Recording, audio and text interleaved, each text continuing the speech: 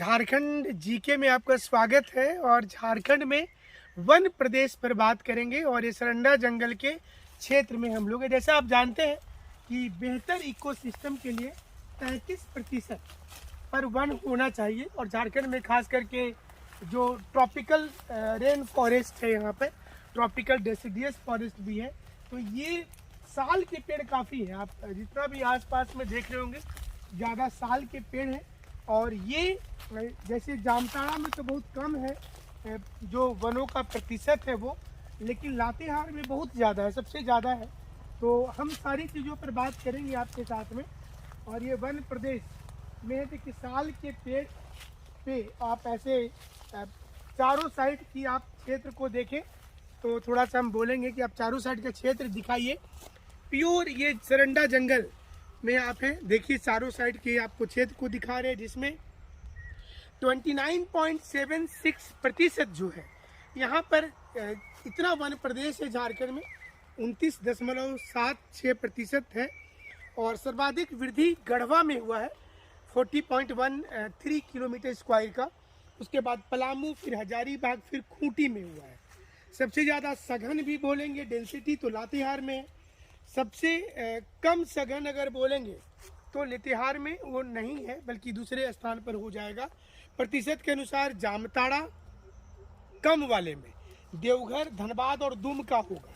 और सबसे ज़्यादा वाले अगर देखेंगे तो लातेहार में 56 से 57%, चतरा में 47%, पश्चिमी सिंहभूम में 46%, कोडरमा में 40.28% है। तो चलिए थोड़ी सी आगे भी बढ़ते हैं। और ये जो झारखंड के वन है, हम लोग तो जंगल में आते हैं तो लगता है कहीं ऐसा ना हो कि कोई जंगली जानवर हमला कर दे, तो बड़ा सतर्क रहना पड़ता है। पूरी टीम हमारे साथ होती तो थोड़ा देख कर चलना है। और ये यहाँ पर रास्ते जो बीच बीच में नज़र आएंगे और आप देखिए कि यहाँ कुछ भी आपको दिखाई नहीं देगा पेड़ पौधा के अलावा, तो पेड़ पौधा ही आपको सिर्फ दिखाई देगा। संरक्षित वन भी यहाँ पर है और जिसको रिजर्व फॉरेस्ट बोलते हैं। इसके अलावा प्रोटेक्टेड फॉरेस्ट होता है। तो संरक्षित का मतलब होता है जहाँ पर पशुचारण भी नहीं कर सकते। अगर आप पशुचारण भी करने पर रोक होती है उसको संरक्षित या रिजर्व फॉरेस्ट बोला जाता है। और दूसरा जो होता है प्रोटेक्टेड, जिसको संरक्षित वन भी कहते हैं।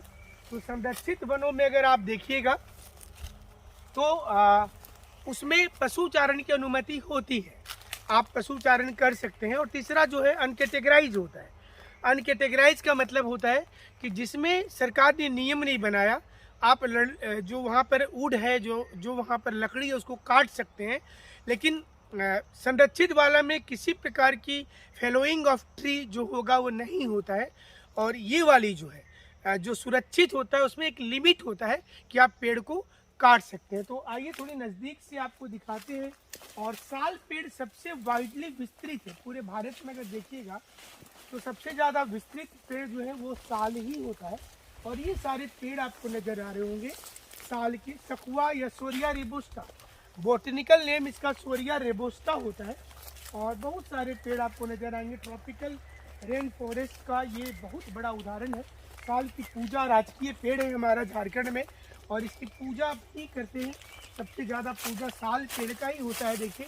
और ये पेड़ की खासियत ये है कि जब ये जो रेलवे लाइन में जो अभी सीमेंटेड आप देख रहे हैं स्लीपर्स, तो वो किसी समय में साल की लकड़ी की हुआ करती थी। और आज भी बहुत जगह पर आपको नज़र आ रहा होगा। देखिए डेंसिटी ऑफ फॉरेस्ट जो है ये वेस्टर्न सिंहभूम में आप देखें कितना ज़्यादा है।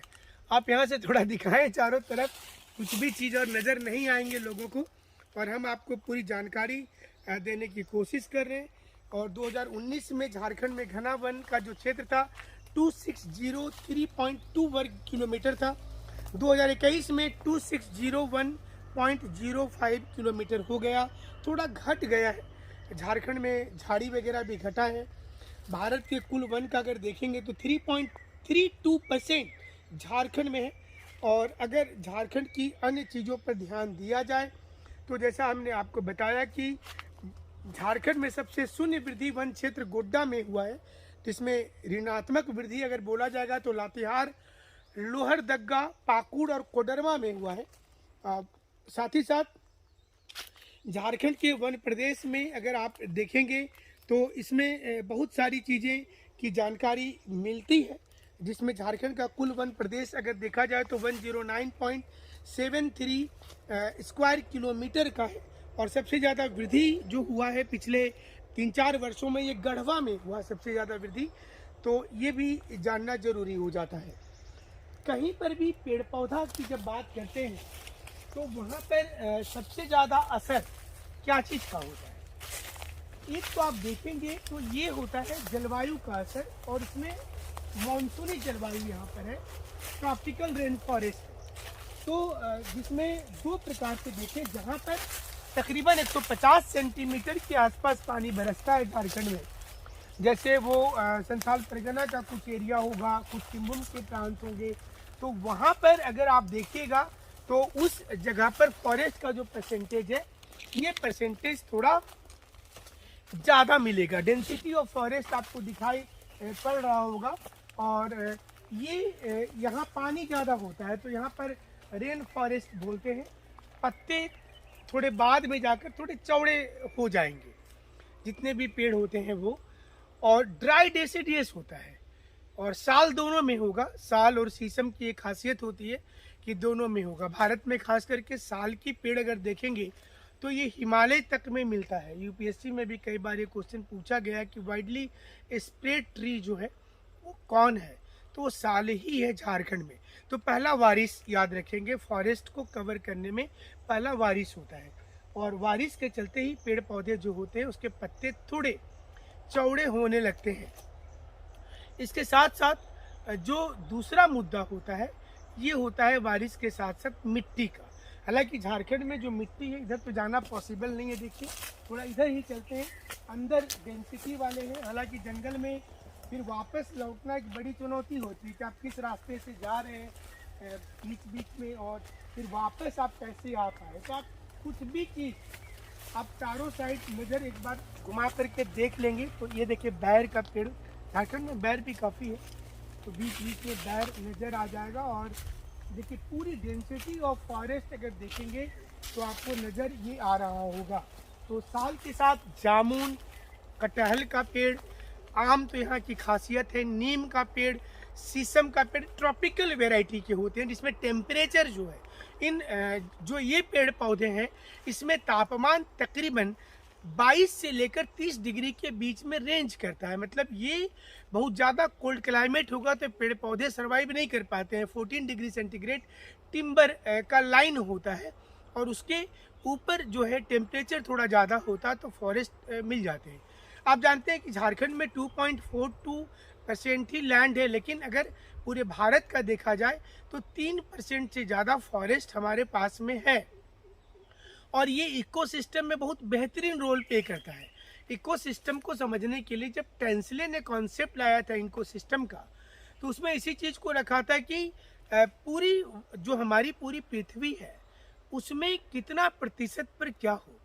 अगर माउंटेन एरिया है तो उसमें 80% पर वन होना चाहिए। जैसे आप देख रहे होंगे ये पूरा 80% वाली, पूरे एरिया में सिर्फ और सिर्फ आपको यहाँ पर दिखेगा कि पूरे क्षेत्र में सिर्फ और सिर्फ फॉरेस्ट ही नज़र आ जाएंगे।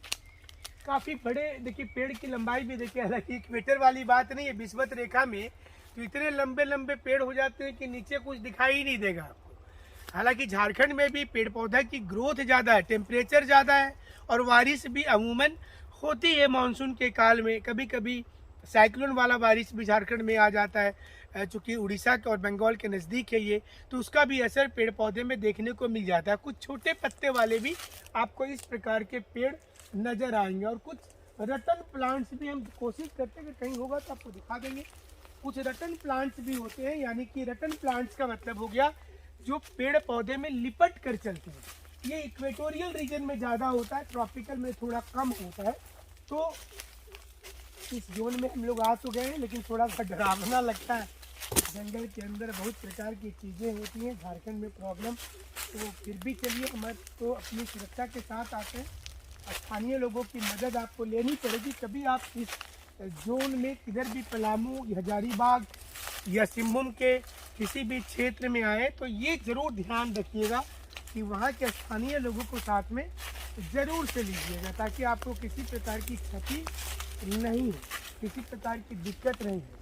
देखिए पूरा इलाका आप जहाँ तक नज़र जाएगा आप देखिए, आपको आप दिखाइए थोड़ा यहाँ से भी सारे लोगों को कि पूरा क्षेत्र जो है कैसे वो फॉरेस्ट जोन में कन्वर्ट है। और यहाँ पर जो लोग भी अब तैयारी में लगे हुए हैं उनके लिए खास ये होगा कि 110 किलोमीटर बढ़ गया है 2 साल में झारखंड का वन क्षेत्र। भारत में अगर देखा जाए तो 2261 वर्ग किलोमीटर की बढ़ोतरी हुई है। ये जो नया 2021-22 का डेटा है उसके अनुसार बता रहे हैं कि झारखंड में कुल क्षेत्र 29.76% का है, और घना वन क्षेत्र भी है, मध्यम वन क्षेत्र भी है और कुल वन क्षेत्र भी है। तो घना वन क्षेत्र 2601.15 किलोमीटर स्क्वायर का है झारखंड में।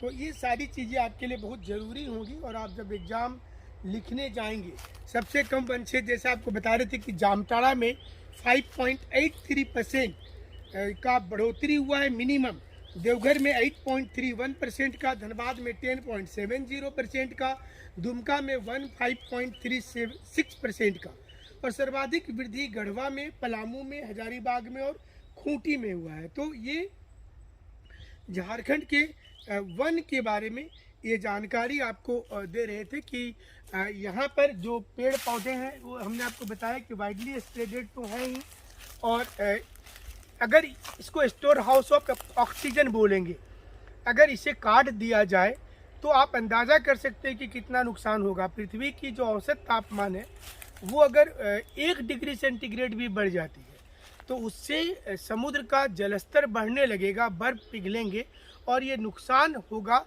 सीधे तौर पर। और झारखंड की सरकार को इसके लिए अलग अलग देश भी फंडिंग करते हैं, वर्ल्ड बैंक फंडिंग करता है कि आपको पेड़ पौधे को बचा कर रखना है। तो ये अनकैटेगराइज्ड का और प्रोटेक्टेड का क्षेत्र है जिसमें आप पशुचारण कुछ कुछ एरिया में कर सकते हैं, और अमूमन ये आपको हर जगह पर नज़र आएगा। तो उम्मीद करते हैं कि फॉरेस्ट से जुड़ी हुई महत्वपूर्ण जानकारी आपको पसंद आई होगी, और हमारा जो नया कॉन्सेप्ट है कि झारखंड को समझिए, झारखंड में रहते हुए, घूमते हुए, और झारखंड के हर चीज़ों पर जानकारी दे रहे हैं, और हमारे साथ आप इसी प्रकार से बने रहिए।